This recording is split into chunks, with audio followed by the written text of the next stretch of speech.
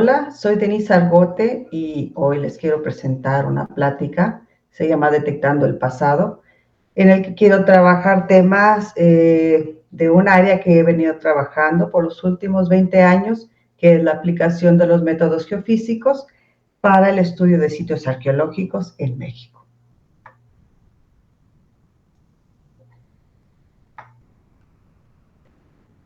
Quiero empezar de una forma romántica, hablando de cómo considero yo la arqueología y cómo me veo como una especie de detective del pasado. Pero ¿qué hacemos los arqueólogos? Pues buscamos precisamente pistas entre los restos materiales que han dejado los antiguos pobladores, para a partir de ellos, de lo que recuperamos, estudiarlos y tratar de comprender quiénes eran estos antiguos pobladores, cuál era su relación con su entorno natural, cuáles eran los modos de ver y entender el mundo, qué actividades, ceremonias, cuál era su forma de comunicación y cómo se relacionaban con otros pueblos. Y a partir de todas estas pistas y lo que interpretemos de ellas, tratamos de escribir su historia. Pero para poder descubrir dónde están estas pistas del pasado, primero debemos saber dónde están escondidas. Es por ello que caminamos a lo largo de paisajes donde creemos que puede haber una existencia de un hallazgo arqueológico, excavamos esos sitios, recolectamos esos pedazos de pistas, los registramos, los analizamos, los clasificamos y tratamos de interpretarlos. Pero la arqueología tiene un problema, que es una ciencia que destruye su propio laboratorio de estudio, por lo que no podemos repetir experimentos. Por lo tanto, se debe realizar correctamente la primera vez o no realizarse en absoluto. Es por ello que necesitamos del apoyo de diversas ciencias y disciplinas que nos den información más robusta acerca de todas estas preguntas que nos creamos a partir de los restos que estudiamos. De aquí que la biología, la física, la geología, la química, la geofísica y muchas otras disciplinas que año con año se van integrando a nuestro quehacer arqueológico para tratar temas como la búsqueda de sitios arqueológicos, la distribución de elementos arquitectónicos dentro de un sitio, cuáles eran los paisajes del pasado, en qué fecha fueron construidos, qué relación tenía el hombre con su medio ambiente, cuáles eran las cosas que comían, de dónde sacaban sus materias primas para fabricar sus artefactos y muchas otras preguntas en las que nos podemos apoyar de estas disciplinas, tanto en aplicaciones que van al apoyo del trabajo en el campo, como hasta el momento en que una pieza ya se encuentra dentro del museo. Pero cuando exploramos un sitio arqueológico, nosotros como arqueólogos tenemos varios problemas a resolver.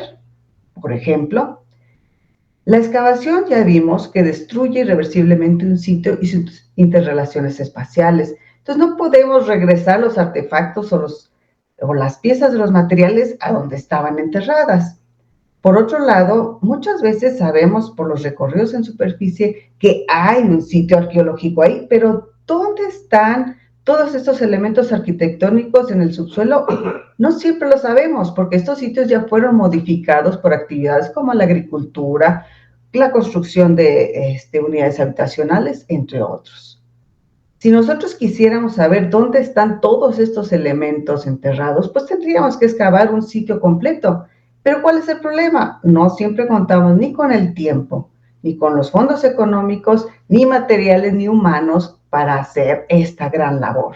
Por otro lado, no todos los sitios pueden ser excavados. Por ejemplo, debajo de una iglesia, de un sitio histórico o en zonas donde hay conflictos sociales, simplemente no podemos darnos el lujo de hacer una excavación.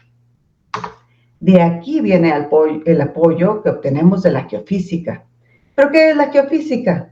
Precisamente es el estudio de la Tierra y de la corteza terrestre a partir de los fenómenos físicos asociados a la misma. Y por fenómenos físicos, pues no estamos hablando de la densidad de los materiales, la magnetización, la velocidad de propagación de diversas ondas, la conductividad eléctrica, la permitividad, entre otros.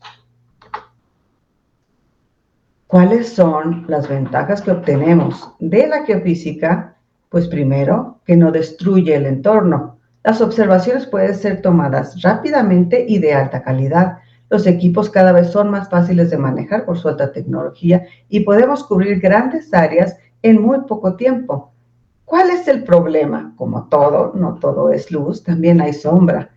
¿Qué tenemos? Que las observaciones son indirectas, es decir, no estamos viendo las fuentes directamente, sino que lo estamos censando desde el exterior. Esto puede llevar a una ambigüedad de la interpretación porque mismas fuentes o diferentes materiales pueden producir los mismos valores, por ejemplo, de resistividad eléctrica. Entonces, es muy importante que el proceso de la interpretación se lleve a cabo de la mano entre ambos especialistas, el que conoce la técnica geofísica que se está aplicando y el arqueólogo que conoce su sitio.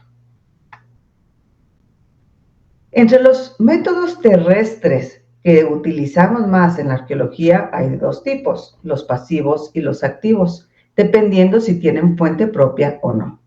Entre los pasivos está la magnética y la gravimetría. Entre los activos están los electromagnéticos como el georradar y los eléctricos como la tomografía de resistividad eléctrica. Actualmente ya estamos aplicando métodos sísmicos también al estudio arqueológico y estos métodos pueden ser un tanto de los dos porque pueden contar con su fuente propia como utilizar el ruido o el ruido ambiental. Cabe mencionar que de estos métodos terrestres, los primeros que empezaron a ser utilizados en la arqueología fueron los métodos eléctricos. Incluso en México, en 1947, fueron utilizadas calicatas eléctricas para localizar los restos de un humano prehistórico en el sitio de Tepexpan. En este aspecto, en su término más amplio, cualquier método geofísico es un sensor remoto. ¿Por qué? Porque percibe de forma remota, es decir, alejada de la fuente, objetivos de interés. Sin embargo, es más común utilizar este término para el uso de plataformas aéreas o satelitales para la adquisición de imágenes de la superficie terrestre.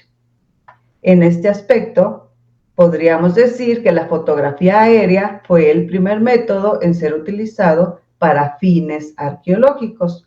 Actualmente, con el uso de satélites y drones, podemos tener una precisión y una resolución espacial tan fina que nos permitiría detectar cosas tan pequeñas como de 50 centímetros, 1 metro, lo cual es efectivo para nuestro trabajo arqueológico.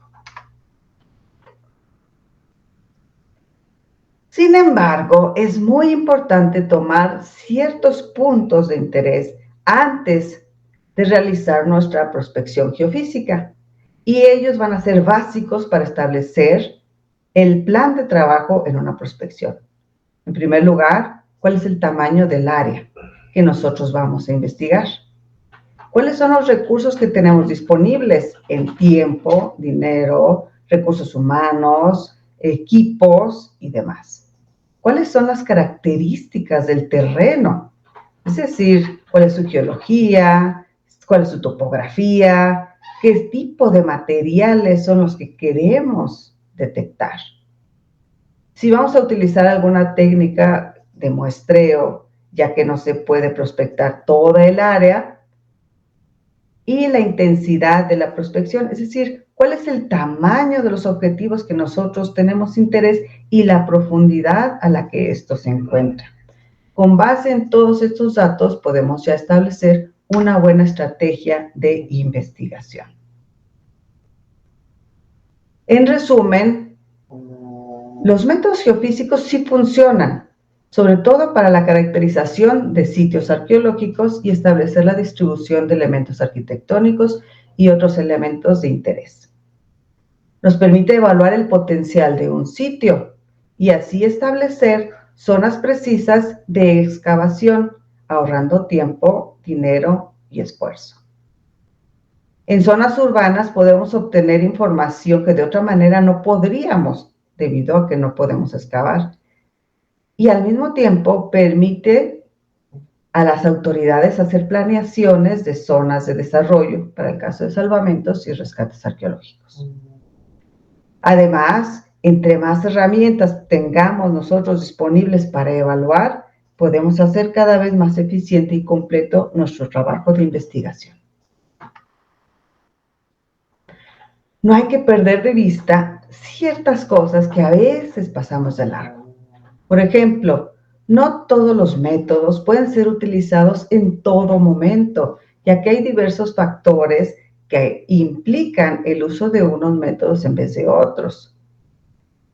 Por otro lado, a veces como arqueólogos y viendo todo este bombardeo de películas y de programas de televisión en donde nos manejan maravillas de los diversos métodos y tecnologías, creemos que podemos obtener cosas mayores a las que realmente nos están dando los métodos, por lo que a veces nuestras expectativas son mucho más grandes que los resultados. Hay que entender que la geofísica solo mide las propiedades físicas del suelo o de los materiales enterrados, pero es deber del arqueólogo determinar si éstas tienen algún significado para su investigación. Ahora pasemos a varios casos de estudio que hemos venido trabajando a lo largo de estas últimas décadas. Uno de los primeros sitios que trabajamos fue el de Teteles de Ocotitla. Se encuentra en el estado de Tlaxcala, en el centro sur de mi país, que es México. Este se encuentra localizado precisamente en las laderas de una serranía, cerca de una zona volcánica donde está el volcán La Malinche. Este sitio está compuesto de varias terrazas que van siguiendo la topografía de la serranía, y en estas terrazas se han encontrado desde 1970 indicios de restos arqueológicos. Según confirman algunos investigadores, esta zona de serranía, este cauce de río, era utilizado como un camino de cruce comercial entre la zona del Golfo de México y el centro. En este sitio, como pueden ver, estamos en la zona alta, por lo que luego subir equipos geofísicos será un tanto difícil. Entonces nos enfocamos a dos técnicas: la magnetometría, que en este caso se está viendo cómo se hizo la prospección, y podemos ver que es un equipo muy práctico, muy útil, y como el material que estábamos buscando era precisamente roca volcánica, entonces muy eficiente para nuestros propósitos de investigación.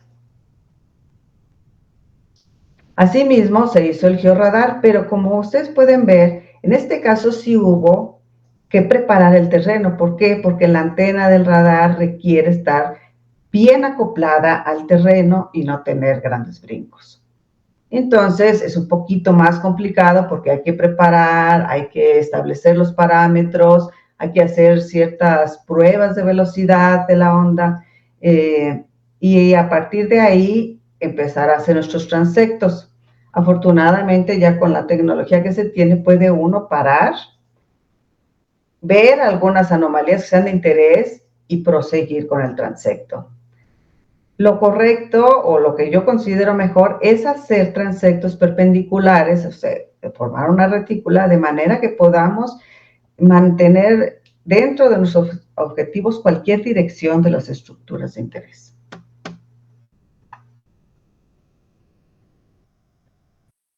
Tanto el radar como la magnetometría nos dieron una señal muy interesante que a la hora de que fue aislada y modelada, encontramos un objetivo de aproximadamente 1,5 metros de longitud de forma cuadrangular que estaba enterrado aproximadamente a unos 70 centímetros, que cuando nosotros realizamos la excavación arqueológica precisamente dimos con los restos de un horno antiguo que tenía una cúpula redonda en la parte superior, tal como lo demostraba el radar, y tenía una base o una planta de forma cuadrangular con esquinas redondeadas, como se vio en el modelo magnético.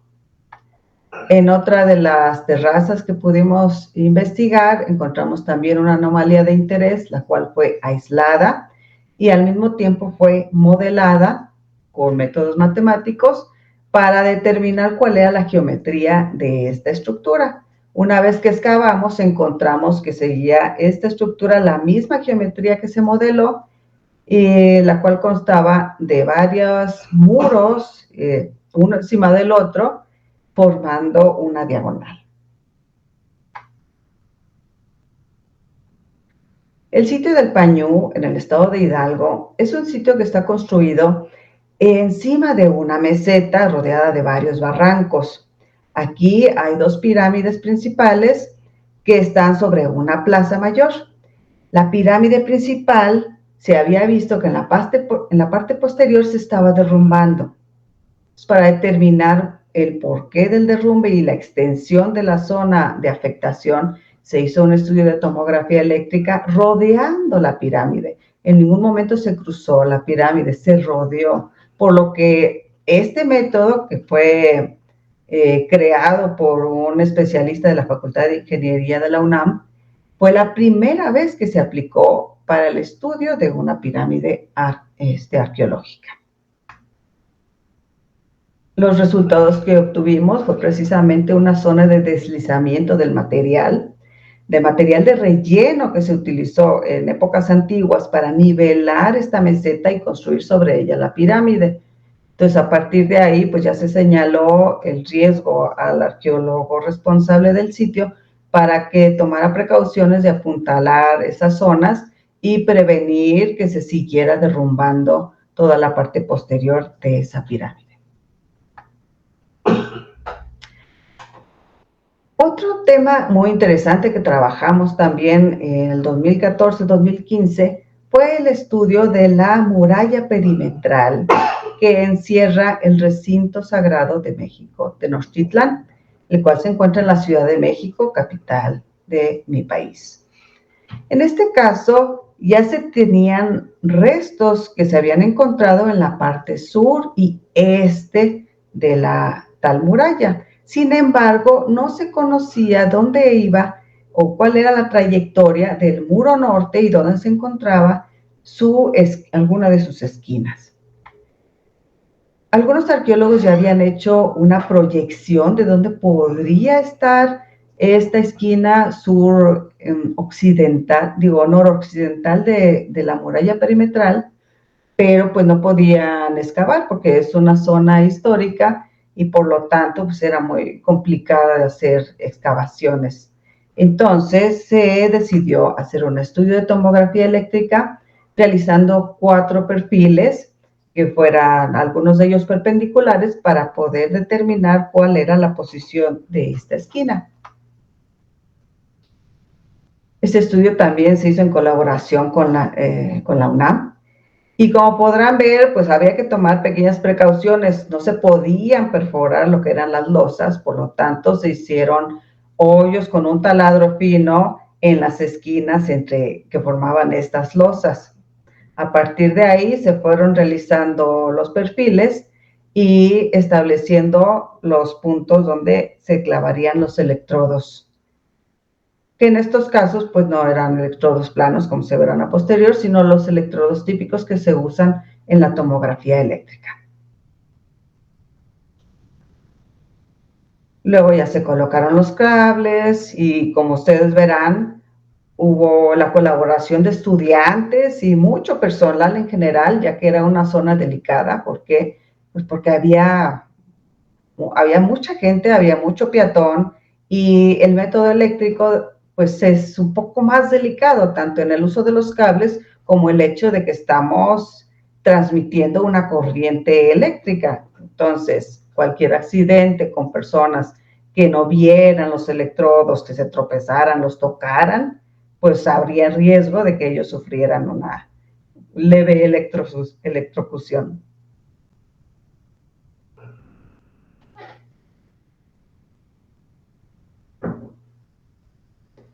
Ya una vez que se establecieron cada uno de los perfiles, se tomaron las lecturas y teniendo cuidado también de este tipo de cosas como son las instalaciones modernas. Y debido a este hecho, tampoco se utilizaron otras técnicas como magnetometría o radar de penetración terrestre. A partir de los perfiles pudimos determinar primero los pisos coloniales que se construyeron en diferentes etapas de esta plaza. Pero por debajo del último piso colonial se encontró precisamente un núcleo poroso que acumula material conductivo, rodeado de material más resistivo, como podría ser el que produce una roca volcánica. A partir del tamaño, la geometría y los posibles materiales, se determinó la ubicación de la muralla perimetral, la cual, a partir de los de los tres perfiles que estaban perpendiculares, permitió localizar la posición exacta de esta esquina, que estaba solo a unos metros después de lo que habían proyectado los arqueólogos. Uno de los sitios que más hemos trabajado desde 2014 hasta la actualidad es Chichén Itzá. Chichén Itzá, que es patrimonio de la humanidad, cuenta con una de lo que actualmente se conocen como las 7 maravillas del mundo moderno, que es la pirámide del castillo o el templo de Kukulcán. Esta pirámide, desde que empezó a ser explorada por los primeros viajeros en el siglo XIX hasta la actualidad, pues ya ha cambiado bastante. ¿Por qué? Porque ha sido objeto de diversas restauraciones para precisamente exponerla al público. En este caso, el primer método que utilizamos fue precisamente el de tomografía eléctrica, ya utilizando una técnica que tampoco ha sido empleada antes para un objetivo arqueológico, que es el uso de los electrodos planos. Estos electrodos son placas de cobre a las cuales se les puede conectar el cable a través de los caimanes, y estas placas fueron colocadas en cada uno de los 9 cuerpos que componen la pirámide, más la base de la misma. Fue un trabajo difícil porque pues no toda la pirámide está reconstruida, entonces habría que tomar ciertas precauciones para poder colocar cada uno de los electrodos.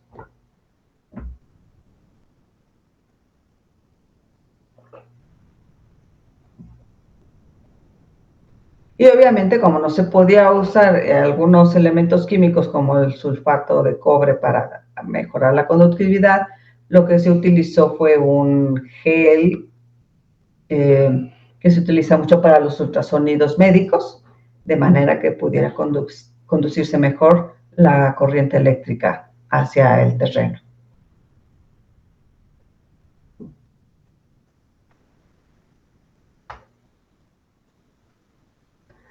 El primer resultado interesante fue precisamente la detección de un karst, que es parecido a un cenote o una cueva, que está parcialmente rellena de agua, lo que fortalece más la teoría de esta bajada del dios a través de la pirámide, del dios Kukulcán, hacia el inframundo para recolectar el agua que va a fertilizar la tierra. Por otro lado, también se descubrieron indicios de una segunda subestructura, la primigenia, la inicial, dentro de todo este núcleo de estructuras que ya se habían encontrado antes.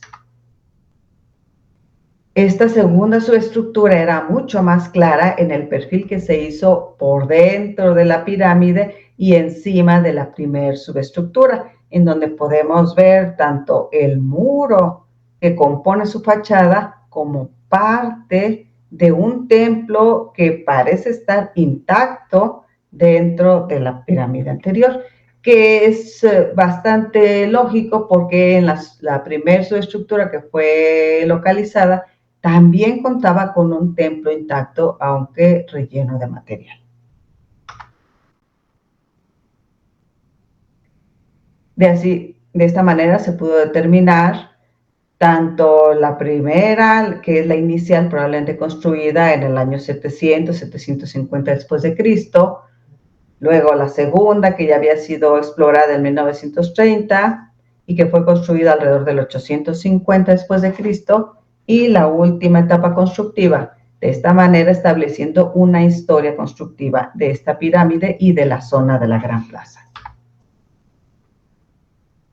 En los últimos años, además, estamos haciendo un estudio de georradar en toda la plaza, precisamente para seguir investigando estos procesos evolutivos del paisaje histórico del sitio arqueológico de Chichén Itzá.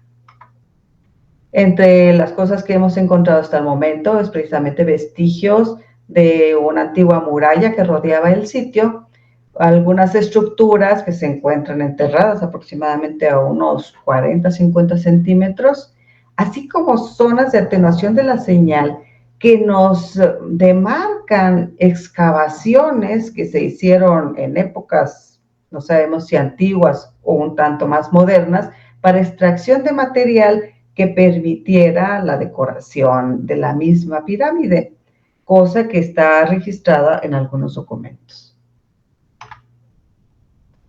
Además del radar, también estamos haciendo estudios de LIDAR, que en este caso es un LIDAR montado en un dron, ya no en una aeronave como se ha hecho normalmente en otros sitios arqueológicos, sino en un dron. ¿Cuál es la ventaja? Que precisamente disminuye la resolución espacial, es decir, el tamaño de píxel, en lugar de ser de 50 centímetros o 1 metro, ahora estamos teniendo un tamaño de píxel de 5 centímetros, lo cual nos da mucha mayor definición en los elementos que podemos encontrar. Aquí se puede ver cómo el dron está sobrevolando el edificio de las monjas.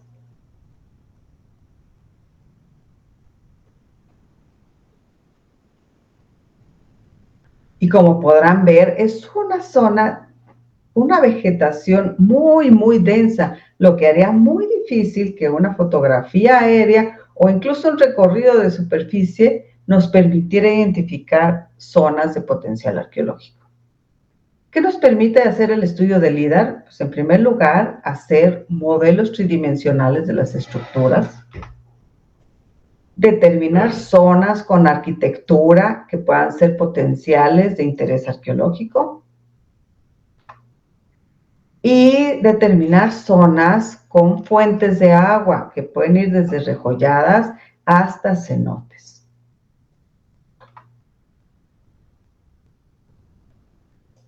Muchos de los que han venido a México definitivamente han ido a visitar Teotihuacán, una de las grandes ciudades prehispánicas de nuestro país. Esta cuenta con 3 pirámides de gran tamaño, la Luna, el Sol y la pirámide de Quetzalcóatl. Ya en la pirámide de Quetzalcóatl y la del Sol se habían encontrado túneles excavados en la roca madre que pasaban por debajo de las pirámides. Sin embargo, en la pirámide de la Luna no se había encontrado una cavidad. Sí, ya se había establecido por otros investigadores la importancia de esta concepción del inframundo y de los ejes que unen los 3 planos de la vida dentro de las primeras, las pirámides del Sol y de Quetzalcóatl. ¿Por qué en la Luna no? Siendo también una pirámide principal. Lo que se hizo fue un estudio de tomografía eléctrica, otra vez rodeando toda la pirámide, de manera de que no hubiera ningún daño a ninguno de los materiales dentro de la pirámide. A partir de este estudio se pudo localizar una cavidad, en este caso de origen natural, porque tomando en cuenta el tamaño de la geometría, podemos identificar que no era una cavidad excavada, sino natural, que probablemente sí se le hizo una salida artificial o un túnel de acceso por el lado este de la pirámide. Esto cambia la perspectiva de cómo se tomaba en cuenta el sitio donde está construida la pirámide de la Luna. Tal vez no sea la pirámide más antigua del sitio, pero definitivamente sí pudo haber sido el punto focal a partir del cual partió el plano de diseño de la ciudad sagrada. Uno de los últimos proyectos que hemos trabajado es precisamente Mitla, que es una ciudad prehispánica del posclásico tardío, es decir, aproximadamente del 1000 al 1500 después de Cristo, que se encuentra ubicada en los valles de Oaxaca, conocida por sus hermosas decoraciones en forma de greca y por sus tumbas subterráneas en forma de cruz. Hay varios grupos arquitectónicos que están distribuidos, ya prácticamente embebidos por el crecimiento de la ciudad moderna. Y uno de estos grupos es el grupo de las columnas, el cual tiene un patio muy amplio, una plaza muy amplia con un adoratorio central y una zona de palacio o una zona residencial que tiene una forma de T invertida.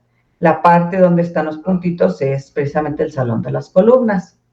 En este caso, hicimos un estudio integral de todo este grupo arquitectónico. En primer lugar, se hizo radar, tanto en la plaza, en el adoratorio, en este salón de las columnas y dentro del mismo patio del palacio y en los cuartos del palacio.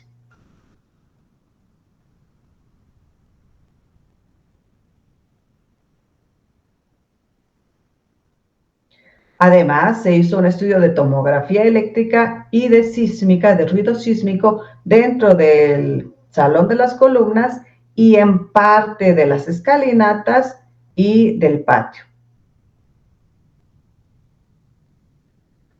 En este caso, el radar dentro del patio nos permitió identificar tanto zonas donde ya habían excavado los arqueólogos como zonas de transformación del sitio arqueológico. Por ejemplo, lo que está enmarcado en verde es una estructura de la cual excavaciones arqueológicas se habían encontrado solo una de las esquinas. En este caso podemos ver la dimensión de toda estructura y que nos habla de que pues esto no tenía la misma configuración del patio actual. Y también podemos ver que el adoratorio era más grande de lo que actualmente se puede ver. Tomemos en cuenta que la última etapa constructiva, que es la que actualmente podemos ver, fue construida alrededor del 1250 después de Cristo. Esto nos hablaría de que este grupo no es de ese periodo, sino que es anterior. Por otro lado, al hacer el estudio dentro del palacio y del grupo de las columnas, podemos también ver elementos arquitectónicos de interés.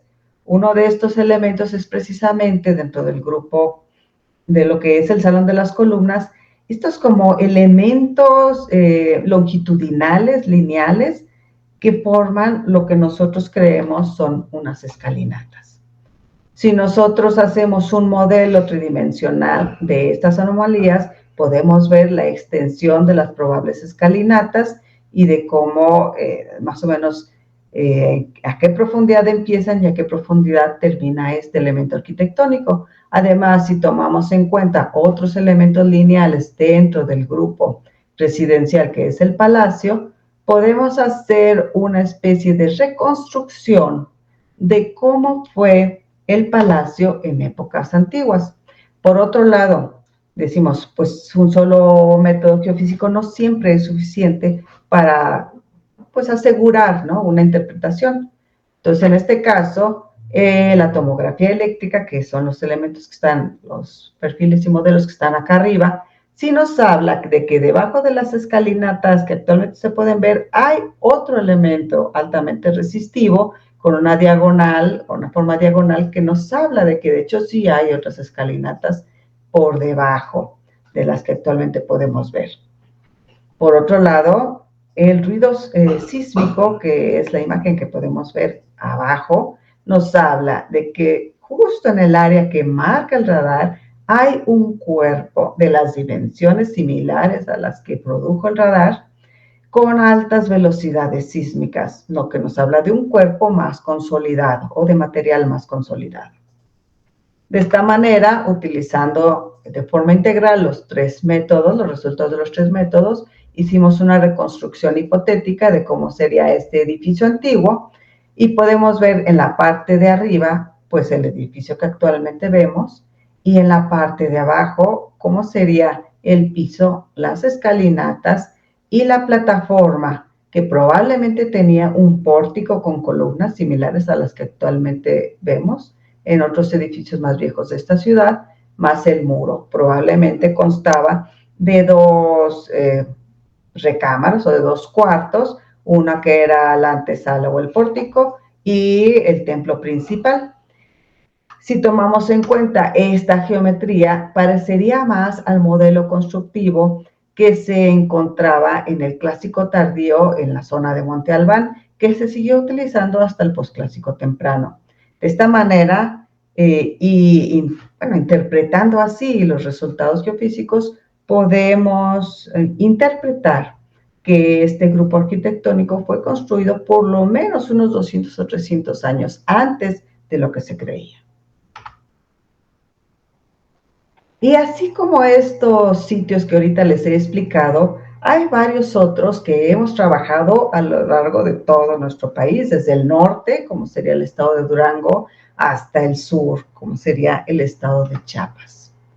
Y en cada uno de estos sitios se han aplicado diferentes métodos que al ser excavados por los arqueólogos responsables han dado resultados muy interesantes, muchos de los cuales ya se encuentran publicados.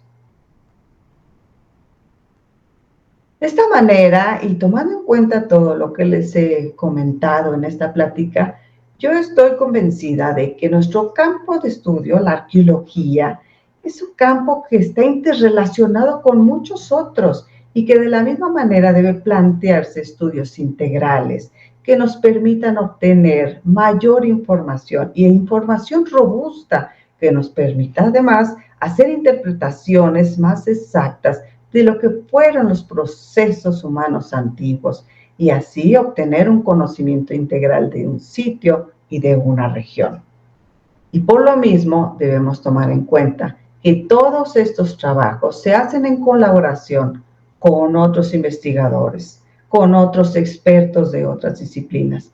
Yo me considero honrada porque he logrado colaborar con muchos grandes especialistas y sin su ayuda definitivamente no hubiera podido hacer nada de lo que hasta hoy he logrado.